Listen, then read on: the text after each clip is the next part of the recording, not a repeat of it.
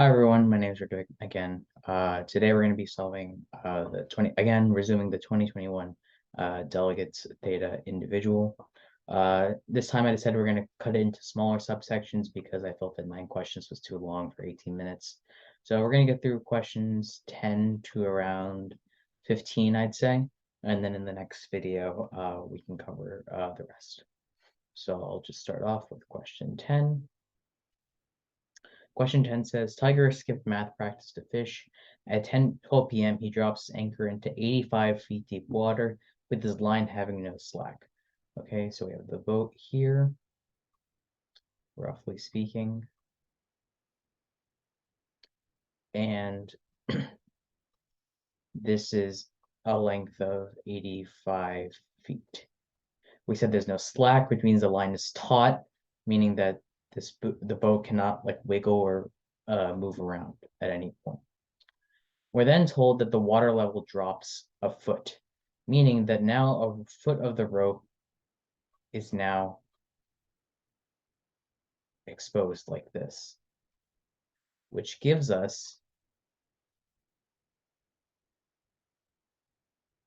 this amount of area for the boat to traverse in a circular direction. Hence, which is asked in the question, with this additional slack, what is the area of the region Tiger's boat can drift into? So since we're told that this is already taught at the 85-foot mark, but the water level has dropped 1 level, that means that all we need to do is find this radius here, and then we can just do a right area of a circle, which is pi r squared. Okay, we know this is a right angle because the boat is assumed to be perpendicular to the taut rope. So therefore, we can just write it with regular Pythagorean theorem, which says that r squared plus 84 squared is equal to 85 squared. R squared is therefore equal to 85 squared minus 84 squared, which means we can use difference of squares here, which implies that we have 85 plus 84 times 85 minus 84. This is 169. This results in 1, quite conveniently enough. We're left with r squared is 169. Of course, you realize this is a perfect square, which means that the length of the slack is 13, but it's irrelevant to us because all we need is r squared. So substituting that in here, we have pi times 169, which gives us answer choice D. All right, question 11 states that Anastasia, Akshay, Sebastian, Guillerme, and 3 indistinguishable Dr. Santos clones sitting at a special circular table with 7 seats. How many seating arrangements exist where Anastasia and Akshay sit adjacent to each other? Okay, so we have a couple of conditions here, so let's break it down. First condition is that they're at a circular table with, actually, we'll start with the first condition is that Anastasia and Akshay have to sit adjacent to each other, meaning that we can treat Anastasia and Akshay as one unit, meaning that they have to travel. Whenever we put one together, the other one has to come to their side. So we can treat them as one group or bin. Then Sebastian, Guillerme are individual people. And then the 3 Dr. Santoses.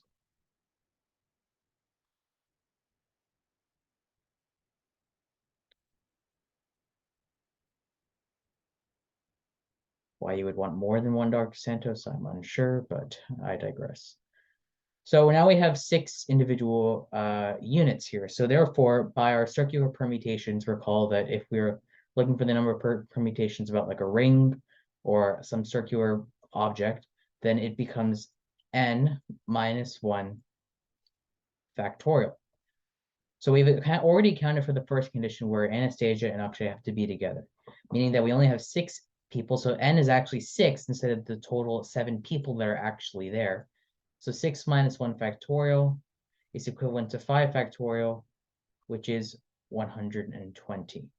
But recall that if 3 Dr. Santoses are indistinguishable, that means we could swap them interchangeably, and there would be no way for us to identify them. So we divide by 3 here in order for 3 factorial rather, for us to get, because there's 3 factorial ways we could arrange the Dr. Santoses, which results in 20. However, we need to account for the position that right now we've only determined, say for example, that Anastasia is here and Akshay is always to her right. However, he could very well just be on her left as well, or I flip the direction there. So for any permutation of Anastasia and Akshay, we could always flip it around such that Akshay is to her left or right, meaning we double this to get 40. That results in answer choice A. All right. Moving on to question 12. We're given the polynomial p of x, which is x cubed plus 5x squared plus 7x plus 10.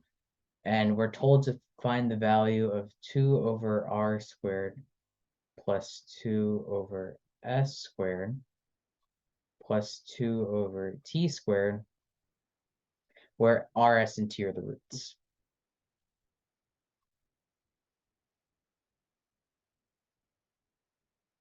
Okay, so I'm going to start with a general basis on how we approach this concept called transforming polynomials, meaning that we want to transform a polynomial that has roots r, s, t, and rewrite or make the polynomial such that we have at least modified the roots. So the inspiration for this is that we realize that we want the roots to start off being 1 over r, 1 over s, and 1 over t. Okay, so because there's no leading coefficient, this is a little bit easier for us. So we can just rewrite p of x in its factored form, which is x minus r, x minus s, x minus t. So the inspiration here is that if we want the roots to be same, well, we might as well try substituting 1 over x. So this becomes 1 over x minus r times 1 over x minus s times 1 over x minus t. Now, recall that by the factor theorem, we know that the roots here are r, s, and t because we set each of these individual factors equal to 0, right? So how do we get them to be 1 over r? Well, assuming that we have no leading coefficient again, we can just say that 1 minus rx is going to give us our result here. Now, we're pretty close to that here, except the annoying thing is that we're left with an x, 1 over x at the bottom here. So what we do is we multiply by x cubed. In this specific instance, however, it could be generalized to n. How many ever factors there are, we'd have to multiply by that degree of x. So x cubed p of 1 over x, and we distribute each of these x's to each of the individual factors. So now this becomes 1 minus rx, 1 minus sx, 1 minus tx. Right? So now we have roots 1 over r, 1 over s, 1 over t. However, the question has now inquired that we want this thing up here. So first thing we need to do is we need to actually evaluate what this polynomial is, because we need to start doing Vietas from now on, which I'll explain in a bit. But for now, we need to actually find this polynomial, which we'll arbitrarily label as q of x. So q is equal to x cubed, and then we substitute 1 over x into p. So obviously 1 over x cubed is just going to be 1 over x cubed. 5 of 1 over x squared is going to be 5 over x squared. And you'll notice something fascinating is that in reality, all we've done is just reverse the coefficients in a sense. So now the 1 here is the constant term, the 5 is the x term, the 7 is the x squared term, and the 10 is the x cubed term. So if you wanted like a neat trick or a way to memorize a polynomial that has roots of the reciprocals of the roots of the original one, you just know that you flip the coefficients, swap them with each other. So now we have q, and so therefore the roots are 1 over r plus 1 over s plus 1 over t, or that's the sum of the roots, right? So we can factor out a 2 here.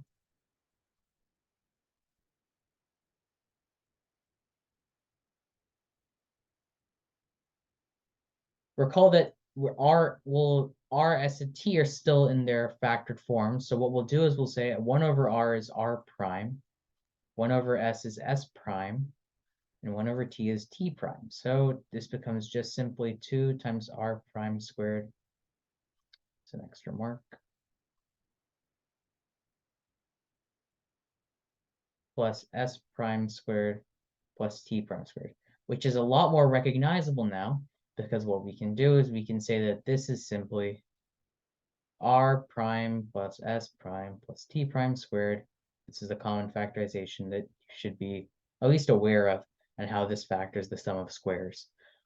There is a more general approach to this, which is called Newton's sums, but I believe that's out of the context for algebra 2, or the theta division rather. So I will take this factorization for granted and inform you, but I would look into that if you're interested in how to generalize to solve r to the n for all roots of a polynomial. And then we do this by 2 times the product of the roots taken 2 at a time.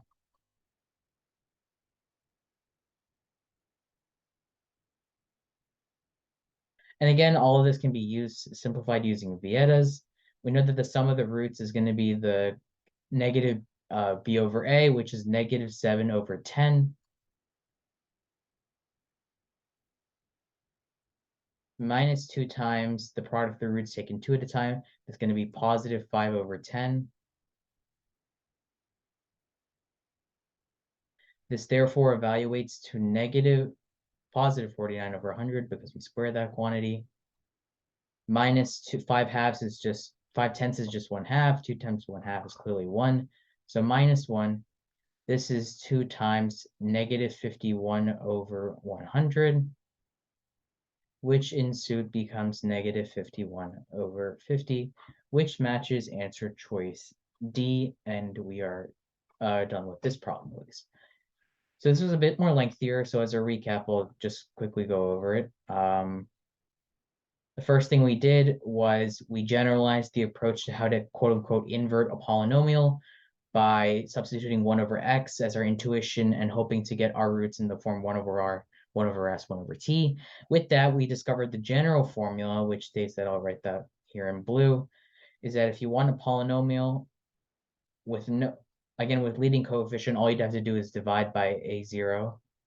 So 1 over a0 times x to the n p over 1 over x for our n degree polynomial. So this is the general inversion route, how you would get q of x, which has the roots being the reciprocals of p. So that's the general formula we derived. Once got to that stage, we then solved for q manually, and then used Vietas from our simplification of what the desired answer was.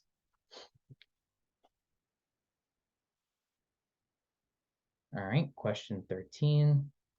Question 13 states, find the maximum area of a rectangle that can be inscribed in an equilateral triangle of side length 3. All right, so that is a diamond. I should not have drawn that. Well, there is a geometrical intuition for how to actually show that this is the maximum. I'm going to pose you with a more interesting question in that there's only one spot where the maximum can be, right? It is when the vertices of the rectangle are at the midpoints of the sides, right? So if I draw my lines down here, like this,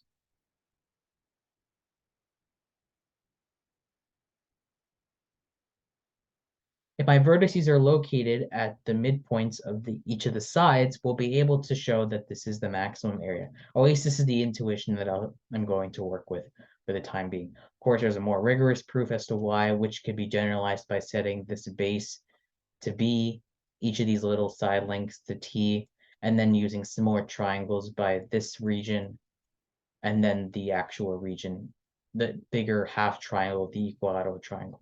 But for the time being, I'm going to stick with my logical intuition that would occur during the test, which is assuming that the rectangle is situated such that its vertices are at the midpoints of the sides. So we're told that the equilateral triangle has side length 3, which means that this is 3 halves, 3 halves, 3 halves, 3 halves. This means that this entire length is 3/4 because this is half of this. Oh, this is 3 halves as well. Sorry, because this is exactly half of the side length.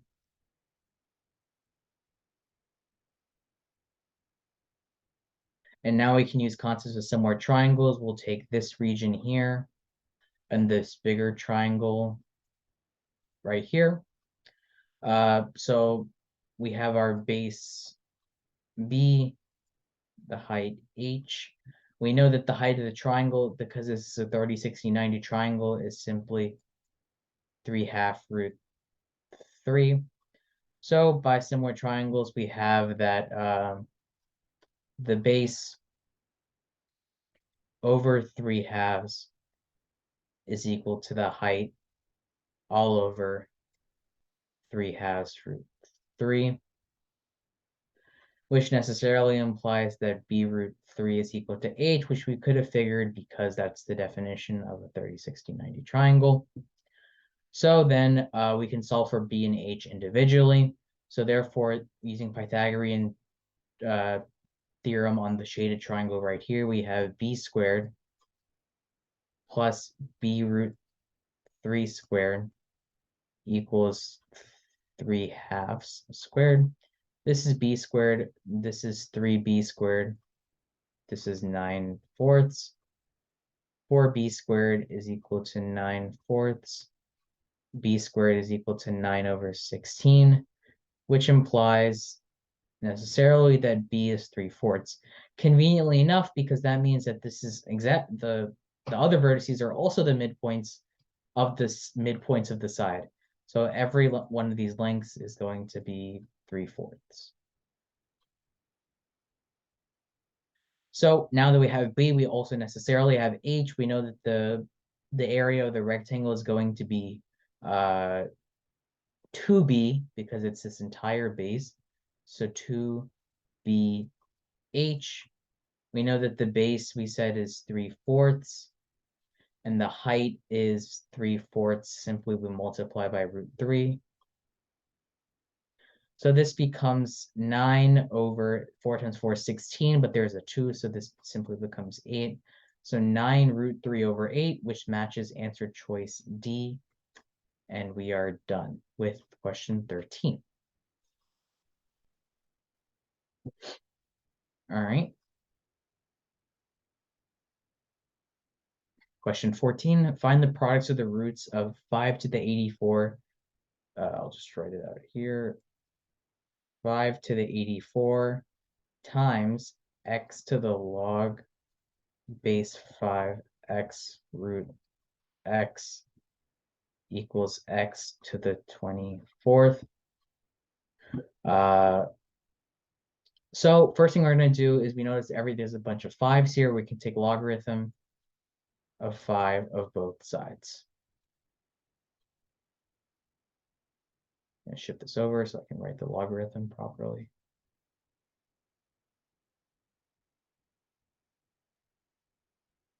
So by our logarithm rules, this becomes log base 5 of 5 to the 84 plus log base 5 of x log base 5. Again, here we're going to do some simplification. X to the root x is the same as x times x to the 1/2, which is x to the 3 halves, equals 24, because this exponent comes down here, log base 5 of x. All right, similar concept here for the next step. The 84 comes out here. Log base 505 is clearly just 1. Similar concept here, this entire logarithm gets placed to the outside. And then even further, the 3/2 comes to the outside as well. So in summary, we have 3/2. And since there are going to be 2 log base 5x's, this entire quantity squared equals 24 log base 5x. Okay, there are a lot of log base 5s here, and they're all the common terms. So what we can do is do a simple substitution of u equals log base 5x. So therefore, we're left with 84 plus 3/2 u squared minus 24u. I simply subtracted this over to this side. Okay, and now they would like us to find the product of the roots. So multiplying by 3, multiplying by 2 rather, to eliminate the fraction here. 84 times 2 is going to be 168 plus 3u squared. Actually, the first thing we should do actually is just divide by 3 automatically. Division by 3 here results in 28 plus 1/2 u squared minus 8u equals 0. Multiplying by 2 now, we have u squared minus 16u plus 56 equals 0. Clearly, there are no immediate pairs stand out to work. For verification, you can do 14 and 4. Don't make a combination of 16, 7, 8. No. So we can just rely solely on Vietas. We're told that the product of the roots must therefore be 56. And you would think that our answer is D. But the issue here is that we did a U substitution. And so in reality, we know that the product of the roots is some absurd number, because we know that R1 plus R2 equals 56. But in reality, the true roots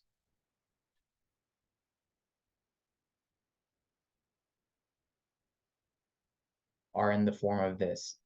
So clearly this is a tricky answer choice. If you look at answer choices A and B, they're both meant to rely on the sum of the roots here. 56 is meant to rely on the product of the roots that you would normally get.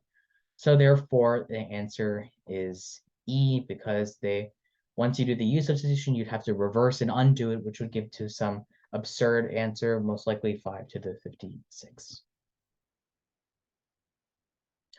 And the last problem for the session, 15. If g of x is some fractional polynomial like this, so I'll write it out quickly.